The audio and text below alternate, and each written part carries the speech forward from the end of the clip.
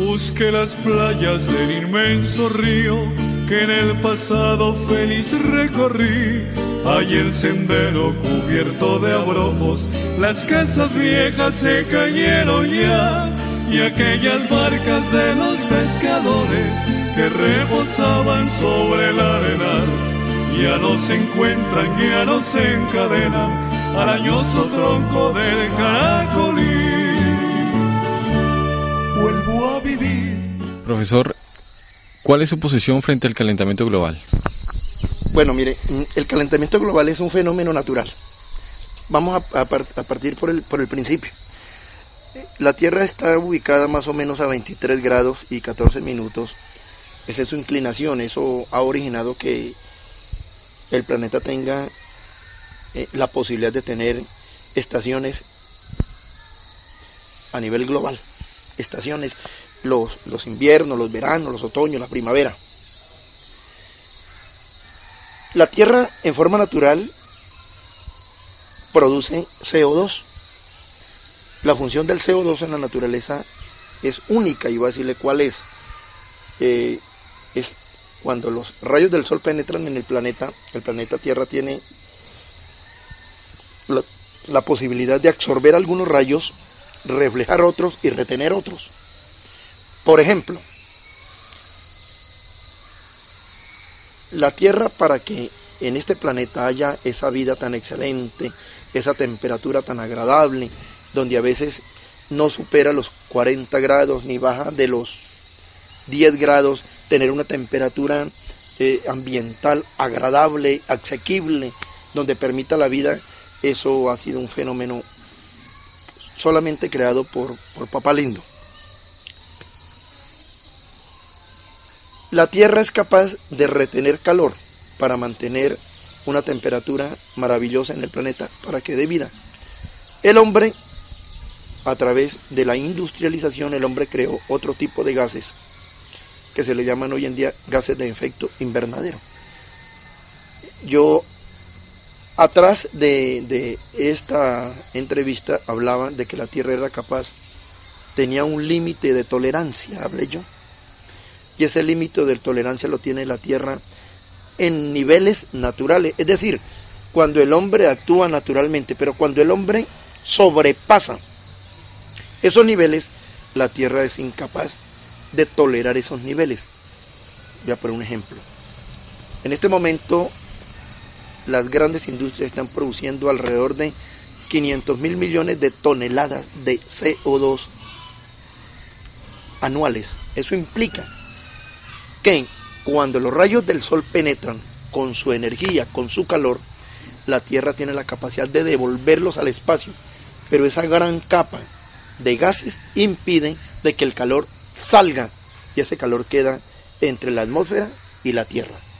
Eso está haciendo que se caliente más todo este espacio que nosotros vemos, trayendo como consecuencias el gran problema que estamos viviendo: sequías por un lado, lluvias extremas por el otro, agotamiento de recursos por el otro, etcétera, etcétera, etcétera. A eso le podemos agregar otra cosa que es fundamental. La tala de bosques a nivel mundial es mortal. Son 11 millones de hectáreas las que se talan anualmente. Y la función del árbol es coger el CO2 a través de la fotosíntesis.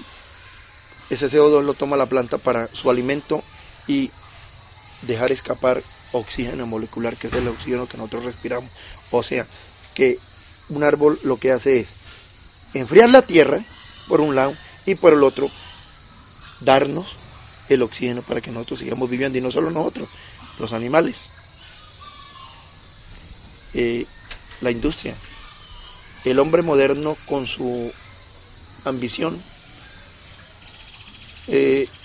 con las ganas de poderío, de tener más, pues está llegando a unos límites que son muy delicados. Es decir, traspasado esos límites, ya no hay retorno. Se nos agota el tiempo. Claro. ¿Considera usted que se nos agota el tiempo?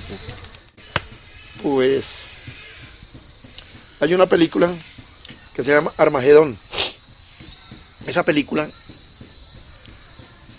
es bien, es decir,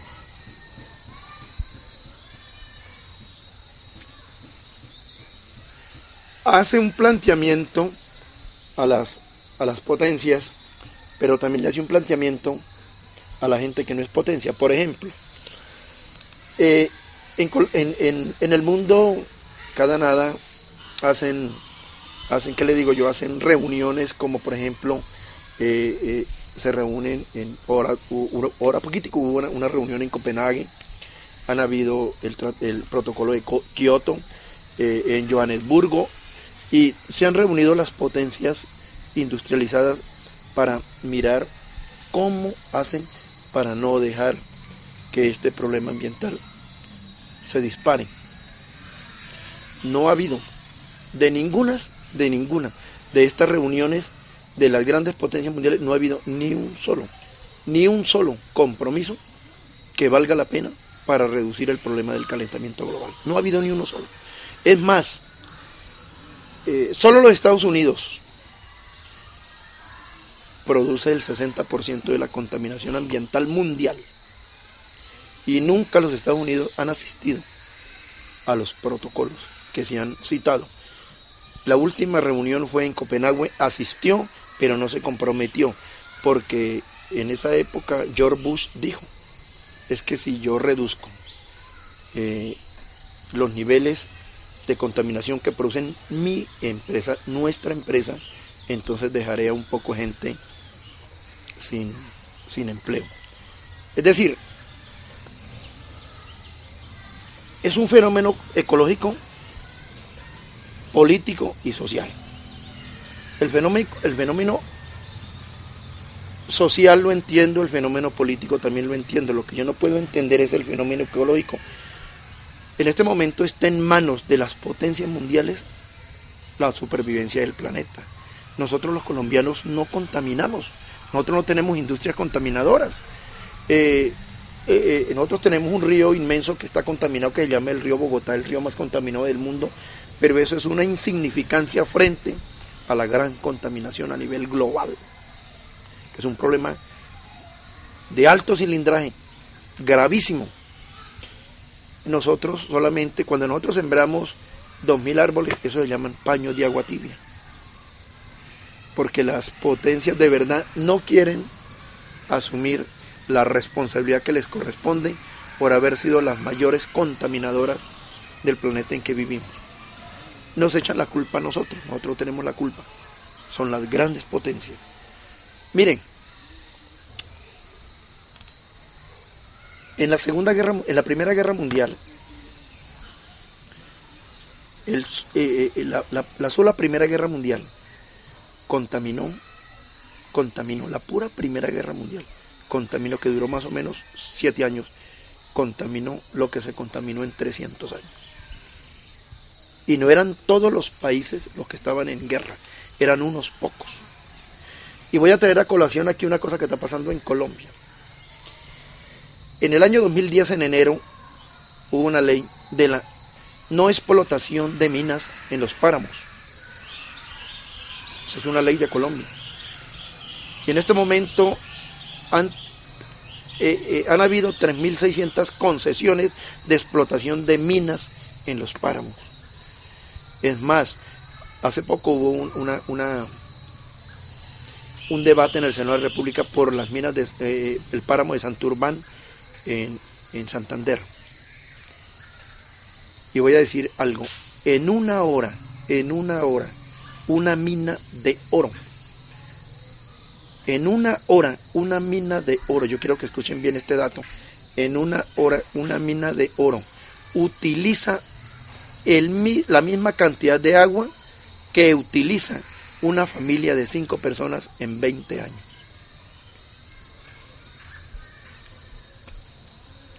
Y yo personalmente no me estoy inventando este dato lo dieron en la televisión 2 científicos que vinieron de Europa a analizar el problema que tiene Colombia con la explotación de los recursos en los páramos. O no lo están diciendo científicos, no lo digo yo, científicos. Yo estoy transmitiendo el dato.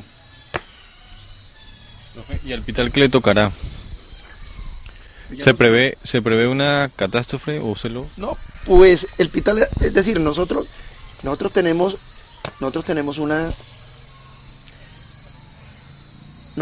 una bendición, porque es que a nosotros el Todopoderoso nos ha mirado siempre con ojos benignos. Nosotros hemos hecho mucho daño. Nosotros aquí en el Pital hemos hecho daño bárbaros. Es decir, en comparación de los daños a nivel global, pues es mínimo. Pero nosotros como pitaleños hemos hecho daños barbarísimos. Por ejemplo, yo no es que esté en contra de la gente que siembra café, bajo ningún punto de vista, ¿no? De ninguna manera. El café en el Pital ha sido como el renglón de la economía. Sería yo estúpido si me pusiera a hablar mal de ese renglón de la economía. Lo que está mal visto es que quienes fomentaron eso en una época tampoco tenían conocimiento del daño que se hacía cuando se tumbaban bosques para sembrar café. El café es un renglón de la economía que necesita mucha agua. Es más, en el Código de los Recursos Naturales se está prohibido hacer talas de bosques en terrenos que tengan una inclinación de 30 grados. Y aquí hay sembradíos de café con inclinaciones de terreno de 75 grados. Yo he dicho que cómo siembran allá, si es que se hacen al otro lado con una escopeta a sembrar la semilla. Ese tipo de daños hemos hecho nosotros. Devolvernos a criticar a esa gente, caerles encima, sería como una estupidez, porque el daño ya está hecho. Es de aquí en adelante comprometernos con nuestro municipio, comprometernos con los hijos de nosotros, con las futuras generaciones, con aquellos que esperan de nosotros muchas cosas, comprometernos a ir reestructurando de pronto, a partir de la conciencia, a partir de la sensibilización, estructurar de que vamos a hacer un diagnóstico de lo que tenemos en el municipio del Pital, de los pocas manchas de bosque que tenemos, y salvaguardar 3 cosas fundamentales. Por ejemplo, los bosques que están en este momento protegiendo las cabeceras de las microcuencas de las minas, proteger los bosques y las cabeceras de la microcuenca de la Yaguilga, proteger los bosques y la cabecera de la montaña del municipio de la Quebrada de los Corales, que en el año 1992, a muy buena hora, ella fue la que nos salvó de una sequía brutal, que no fue sequía, fue que se dañaron los mecanismos de traer el agua aquí al municipio del Pital por la avalancha que tuvo la Yaguilga, y esa avalancha fue ocasionada por eso. La deforestación origina erosión, y la erosión origina sedimentación, y la sedimentación origina avalancha. Yo quiero que el Pital tenga buena memoria, porque en el año de 1992 fue el campanazo de alerta que nos dio la Yaguilga. Pues que no se nos olvide, ¿no? Porque allá arriba también están haciendo daños en la montaña del municipio. Sé que en las minas están haciendo daño. Está la CAN, está la Humata. Colombia tiene el mejor código de los recursos naturales, el mejor código del mundo de los recursos naturales, pero no se cumple ni el 0,01% de todas esas leyes. Por eso, aquí en Colombia, todo pasa y nada pasa. Porque quiero cantarte, oh tierra martirizada, tus campos tan apacibles de antaño se han acabado. Cómo se van alejando tus platanales, tus ceibos inmensos, tus chaparrales, palmeras, centellos, tus arrozales. Llevo el perfume exquisito de tus montañas, la voz rumorosa del Magdalena,